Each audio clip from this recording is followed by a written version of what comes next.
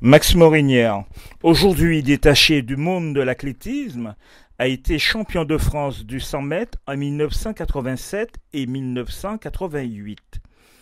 Ancien co-recordman de France sur 100 mètres en 10,09. Champion d'Europe en 1990 avec le relais tricolore. Cette équipe de rêve fut aussi avec Max médaille d'argent au championnat du monde à Tokyo.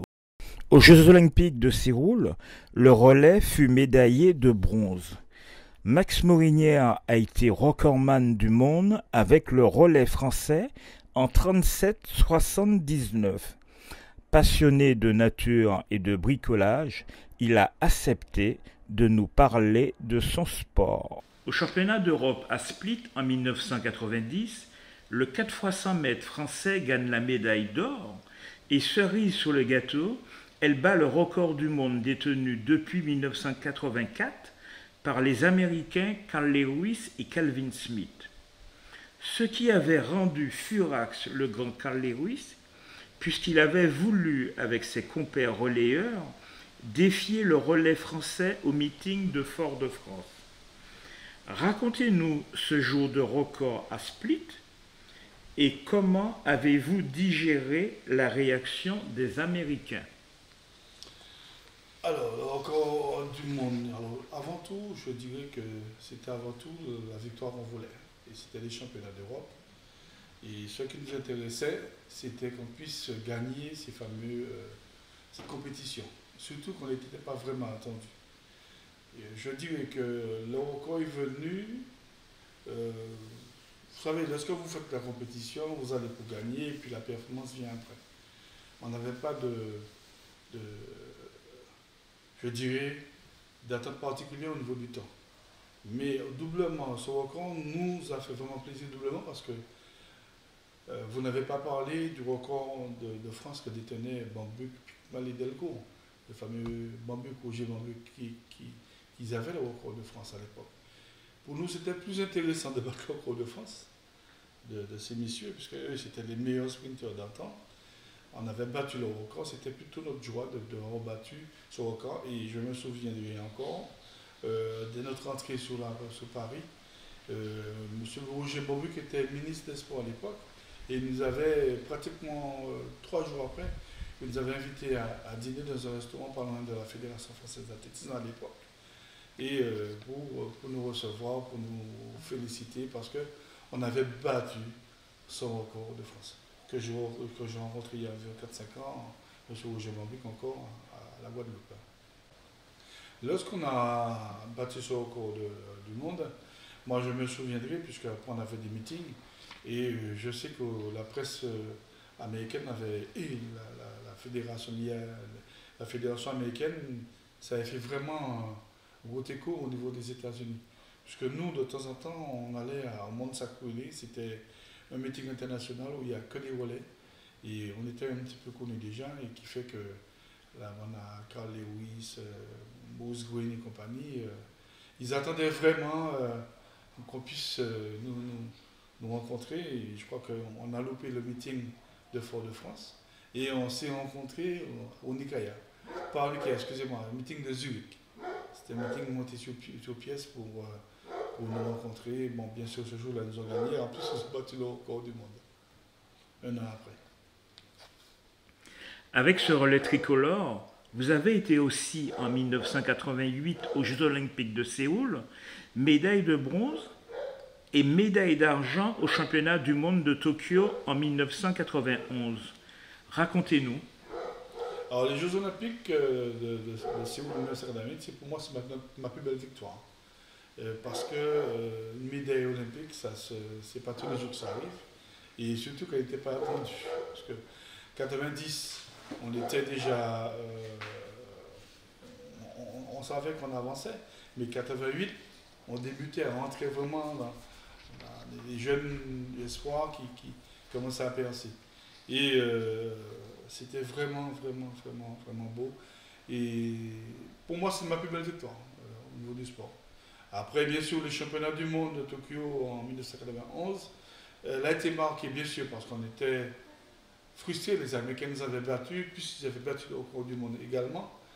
Je me souviens, puisque ça a fait beaucoup de coups les docks, c'est que mon ami Bruno Mayrose avait mis son pied sur le podium des Américains.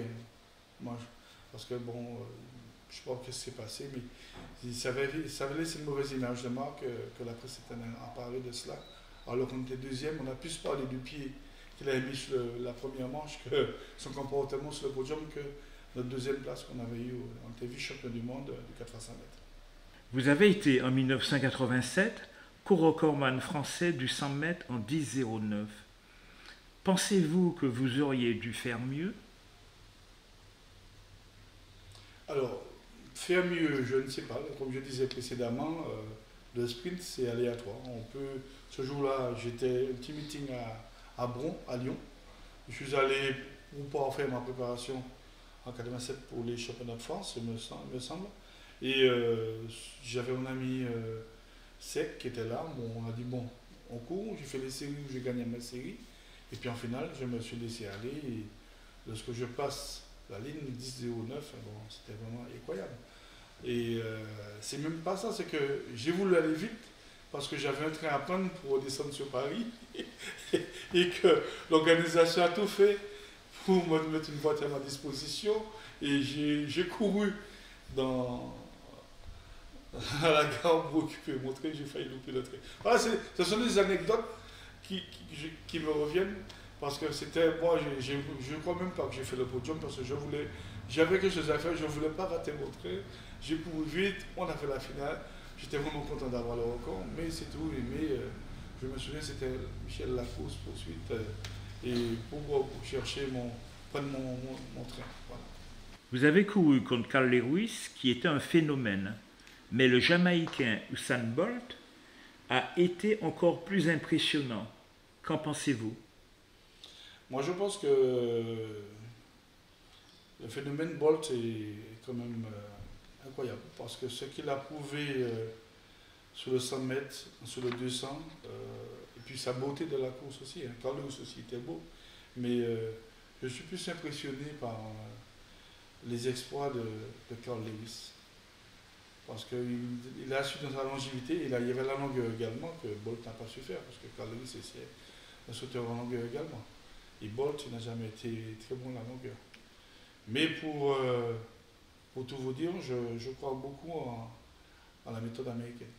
Dans toutes les compétitions d'athlétisme, les Jamaïcains hommes et femmes sont des acteurs majeurs à la victoire, plus particulièrement au sprint. Que pourrait-on prendre en exemple chez nos voisins caribéens et développer en Martinique et Guadeloupe? Là, cette question m'interpelle parce qu'en général, nous avons les mêmes pratiques, puisque je peux vite remercier M. Jacques Charantititi et M. Antoine Chérubin qui étaient au CREPS de Guadeloupe. Pratiquement, c'est la même méthode. Je suis allé à plusieurs reprises en Jamaïque. C'est un peu ce que nous faisons en Martinique, mais l'école jamaïcaine, ça vient des États-Unis. Mais je crois que le leitmotiv des résultats, c'est la motivation. Alors, Jamaïque, je donne l'exemple de Jamaïque. En Jamaïque, ils ont pratiquement qu'une seule piste d'athlétisme et qu'en Martinique, on a 5-6 pistes d'athlétisme de 400 mètres. Et je crois que si le jour où on mettra en pratique une véritable politique de réussite, je crois qu'on va pouvoir s'en sortir et en Guadeloupe. Hein. Parce que je prends l'exemple des Jamaïcains. Les Jamaïcains, par le passé, à mon époque, dès qu'un jeune Jamaïcain était très fort, il partait automatiquement aux États-Unis, dans l'université. Et maintenant, c'est terminé. En Jamaïque, ils ont mis en place un système pour que les meilleurs restent sur place et on les aide à réaliser leur projet. Plus particulièrement dans les années 80, nous avons vu surgir une quantité d'athlètes à fort potentiel issus de Martinique et de Guadeloupe. Aujourd'hui, nous produisons moins de champions. Vous qui avez été président de la Ligue d'athlétisme de Martinique, quelle est votre analyse de la situation? Elle est ambiguë. Parce que nos meilleurs en ce moment, ce sont mes jeunes, qu'à l'époque où j'étais à la Ligue, hein, les Priam, les Martial et les Oulé, ce sont des jeunes que mes écoles d'athlétisme qui sont là en ce moment. Mais après, il n'y en a pas. Parce qu'à l'époque, j'avais crié à la recherche de mon champion, Je faisais des détections au niveau des collèges, au niveau des écoles primaires, et puis je mettais en place un suivi sportif. Ce qui fait qu'on avait une très bonne équipe. Vous savez, la Martinique, c'est ça. Lorsque ça marche, il faut casser. Alors bon, je ne suis pas là pour me réjouir de ce qui se passe. Mais il faut avouer qu'en ce moment, on est vraiment en décadence et qu'il faut qu'on sorte de patience, il faut qu'on relance vraiment une politique et qu'il faut que les élus de la Martinique prennent vraiment le sport, pas forcément uniquement l'athlétisme, mais donnent leur véritable place au sport en Martinique. C'est tout ce que ma demande vraiment est dépressante parce que plus ça va, moins on aura des sportifs de haut niveau. Je prends le cas, nous avons le cas du vélo. Hervé Arcade, il est très bon technicien. On n'a pas su trouver des conditions optimales d'évolution. Il est obligé de partir en Polynésie pour pouvoir évoluer. Je crois qu'il faut qu'on arrête avec cela. Il faut qu'on considère les sportifs comme des valeurs, des vraies valeurs. Et il faut que la Martinique se ressente sous ses jeunes et sous ses sportifs. Avez-vous un regret dans votre carrière? Regret, j'aime pas dire regret. Je pense que si j'avais les conditions qu'on a aux jeunes maintenant, un suivi médical, je crois que le seul truc que je trouve qu'on n'a pas à mon époque, je n'avais pas vraiment un véritable suivi médical. Le jour de la course, je pouvais manger un petit nemo ou des conneries comme ça, ou un coup de poisson avec fouille à pain le jour d'une compétition. Maintenant, ça avance, on ne peut plus faire ça, mais c'est le seul regret, puis bien sûr, avoir un petit peu tout ce qu'ils ont maintenant. Hein. À l'époque, on n'avait pas d'aide personnalisée, on n'avait pas tout ça. Il n'y a pas mes parents qui m'emmenaient au stade pour savoir si l'entraînement se passait très bien. Quoi. À l'époque, c'était la débrouillardise. Quel regard avez-vous sur l'athlétisme français d'aujourd'hui? Elle est en décadence, puisque vu les Jeux Olympiques de cette année, on n'a eu qu'une médaille d'argent. Et encore, j'ai mes amis qui s'en préoccupent, puisque l'athlétisme français est en chute libre au niveau mondial. Alors bon, on est en train de voir qu'est-ce qu'on peut faire pour Paris 2024 arrive à grands pas. Et tout le monde est en train de se mobiliser parce qu'on ne veut pas que Paris 2024, que l'athlétisme soit le dernier rempart, puisque c'est le sport roi aux Jeux Olympiques. Et on veut que les Antilles puissent vraiment montrer leur image. Au-delà de l'athlétisme, il y a le judo, il y a des fortes potentialités. Et je crois qu'il faut qu'on arrive à accompagner le sportif antillais et nos amis des Outre-mer. Aujourd'hui, au niveau mondial, quels sont les athlètes qui vous impressionnent le plus? Il y a la petite Jamaïcaine là, qui est championne olympique, là, j'oublie son nom, je suis désolé. Et elle a gagné sa comparse qui était championne olympique il y a 4 ans. Mais elle peut-être qui monte, elle est très très rapide. Et elle n'est pas loin du record du monde de Griffith Joyner. Et je crois qu'elle va faire très mal. Elle fera très mal. Déjà, elle est double championne olympique 100-200 cette année. Et 2024, je crois qu'elle va pouvoir battre quelques records du monde. Et chez les hommes? Chez les hommes, c'est un petit peu difficile. Parce que celui que j'aimais voir, c'est un petit Américain, il est tombé pour dopage. Alors, on a un petit peu de doute. Maintenant, est-ce qu'il y a des bonnes performances? Il y a tout le médical derrière qu'il faut qu'on fasse attention. Parce que le sprinter, c'est un petit jeune qui était très beau à voir et à voir courir. Et j'ai su qu'il est tombé pour dopage. Son record n'a pas été validé puisqu'il était dopé. Vous avez son nom? Non, ça ne me revient pas. Non, j'ai les noms, je ne m'attarde pas. J'aime bien voir les jeunes coureurs, j'aime bien voir la beauté de la performance, mais des fois, je ne m'arrête pas vraiment. Quels sont les fondamentaux qu'il faut avoir pour être un bon sprinter? Eh bien, nous avons plein de jeunes comme ça à Martinique qui ont les fondamentaux, je prends un rapport même pas la semaine dernière encore, j'ai vu une petite gamine de 6 ans qui avait du pied pour le bon sprinter, qui a le pied. Moi, je pense que, comme dit mon entraîneur, c'est dès qu'on a du pied, on rebondit beaucoup. Mais on a tendance en Martinique, avec l'arrivée du portable, on voit moins nos jeunes à faire de la course. Ils sont toujours à la maison, sur leur portable, à faire des jeux. Alors, je lance un appel aux parents Je suis d'accord pour le portable au niveau des jeunes, puisque je suis à côté de vous, ils sont à la maison, mais si on ne les laisse pas se mouvoir dans la nature, je crois que plus ça va, plus on va perdre nos talents. Parce que ce sont des talents. On en voit tout le temps à l'école, et il faut aussi y mettre au niveau de l'éducation nationale.